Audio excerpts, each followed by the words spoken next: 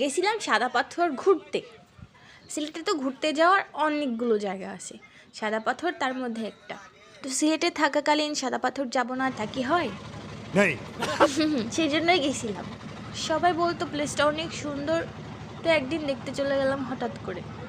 তো যাওয়ার পর যা দেখলাম জায়গাটা সত্যি অনেক সুন্দর। আর সাদা পাথর পৌঁছানোর আগে একটু জায়গা আছে যেখানে নৌকাতে করে যেতে হয়।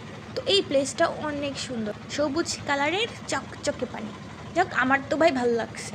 আমি একা একা ছবি তুলতেছিলাম কিছুক্ষণ, তারপর ফাইনালি চলে গেলাম সেইখানে যেইখানে আমাদের যাওয়ার কথা ছিল।